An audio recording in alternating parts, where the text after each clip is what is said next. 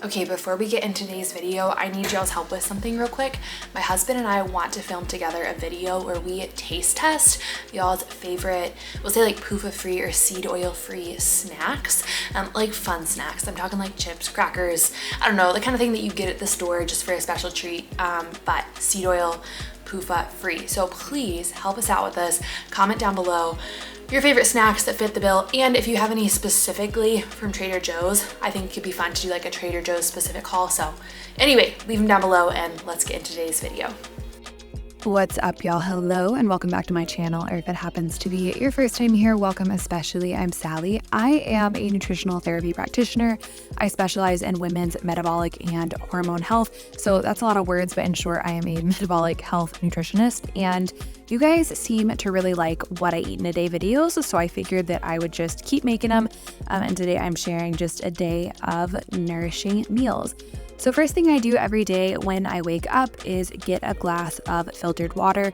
We have a reverse osmosis filter that we really like, but of course when you're using a filter like this, it's super important that you're remineralizing throughout the day.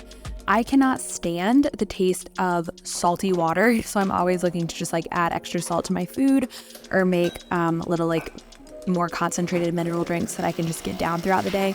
And I don't do it in this video, but something that I have actually started doing recently is most mornings having just a cup of hot bone broth, and I'll add some like seaweed to it so that I get iodine in as well. And it's a great way to kind of help remineralize in the morning as well. But that's a little bit random for what we're doing right now. Right now I am making a coffee. I don't drink this until after breakfast, but I'll often like to just go ahead and prepare it starting, like as I'm making my breakfast. And it's usually a raw milk latte with like some local coffee beans. Right now I've been using the Guatemalan blend from Flying M's Coffee, and then I put some cinnamon on it. And now we are making breakfast. My breakfast is kind of boring. I'm going to be straight with you. I eat the same thing almost every single day for breakfast, and it works so well for me. So I eat 4 eggs most days, and a piece of fruit with it. When I cook my eggs, I like to keep the yolks a little bit ready. You don't have to do this. Please understand, you're still going to get the benefits of eggs if you don't do this. However, there is some like increased benefit if you keep the yolks runny or even eat raw egg yolks when it comes to especially folate, preserving the folate in the eggs. So lots of salt and pepper on my eggs, keep them over easy, and then I pair it, like I said, with a piece of fruit. So today I have a banana, usually just slice up that banana, but I find this to be a really ideal combination for me of protein and of course fat from the egg yolks, and then really fiber-rich carbs, but that are still easier to digest in the form of a piece of fruit.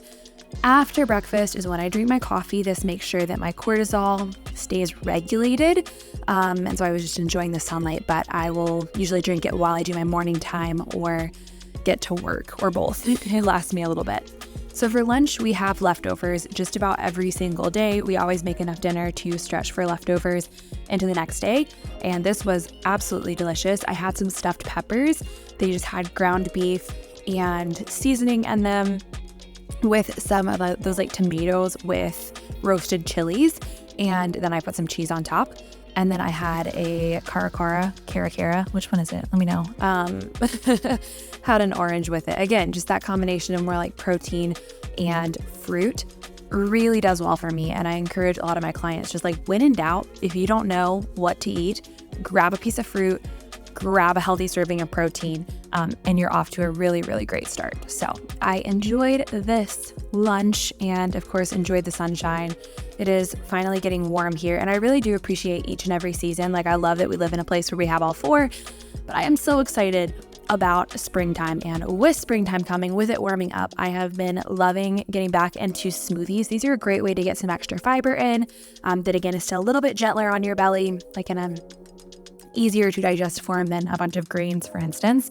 I load it up usually with protein and then with minerals as well, just through the different things that I add. So we had some frozen berries, banana. I added a little spoonful of peanut butter in here. I'm going to share this full recipe in a shortly after this video is posted, so just keep your eyes out for that. With some honey, some vanilla, raw milk.